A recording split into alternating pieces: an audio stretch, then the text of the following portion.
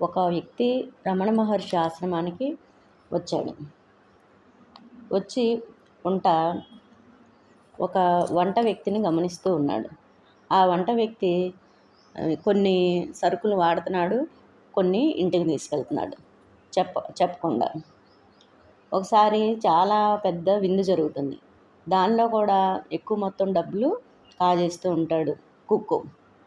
అయితే వెళ్ళి రమణ మహర్షికి చెప్తున్నాడు కొత్తగా వచ్చిన వ్యక్తి, ఇలా చేస్తున్నాడు వంట మనిషి, మీ దగ్గర డబ్బులన్నీ కాజేస్తున్నాడు అని చెప్తాడు. దానికి రమణ మహర్షి ఏం మాట్లాడాడు. మరలా కొన్ని రోజులు అయినాక మళ్ళీ చూస్తాడు.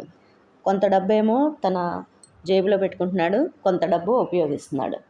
ఈసారి బాగా కోపం వచ్చి రమణ మహర్షి దగ్గరికి వెళ్ళి గట్టిగా అంటాడు, అతను ఇలా చేస్తున్నాడు, మీరు పట్టించుకోవట్లేదు. నేను ఈ ఆశ్రమంలో ఇన్ని తారతమ్యాలు ఉన్నప్పుడు నేను ఉండలేను, నేను ఇంటికి వెళ్ళిపోతాను అని చెప్తాడు. అప్పుడు రమణ మహర్షి మొదటిసారి నోరు విప్పి చెప్తాడు, నువ్వు పూణే నుంచి వచ్చి నేర్చుకున్నది ఇదేనా? ఇక్కడ వాళ్ళేం చేస్తున్నారు వీళ్ళేం చేస్తున్నారు అని గమనించి వాళ్ళ తప్పులు వీళ్ళ తప్పులు ఎంచి వీళ్ళు డబ్బులు కాజేస్తున్నారు, వాళ్ళు సరిగ్గా చేయట్లేదు, వీళ్ళు సరిగ్గా చేయట్లేదు అనే మాటలు నువ్వు మాట్లాడుతున్నావు. ఇంటి దగ్గర నువ్వు చేసేది అదే, ఇక్కడికి వచ్చినాక నువ్వు చేసేది అదే. నీ గురించి నువ్వు ఆలోచించుకో, నీ మనసులోకి నీవు తొంగి చూడు, ఎవరిని పట్టించుకోవద్దు. ఎప్పుడూ పరాయి వాళ్ళ గురించి ఆలోచన సలహాలు చేయాలని, నేనే కరెక్ట్ అని, నువ్వు తప్పని వాదించవద్దు. ఆచరించు. ఎదుటి వాళ్ళకి చెప్పొద్దు. చెప్తుంటే నోట్లోంచి పోతుంది నీ పుణ్యం. 10% ఆచరించడానికి ఉంటుంది, మిగతాదంతా 90% నువ్వు బయటికే పోతుంది. అప్పుడు గురువు ఆచరించి చెప్తాడు.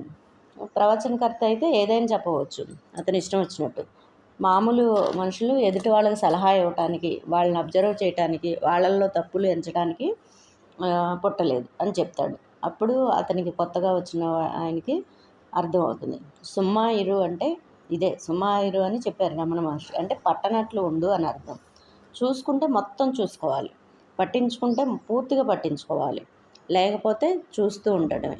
అదే సాక్షి భావన. నిద్రలో పిల్లల్ని పట్టించుకుంటారా?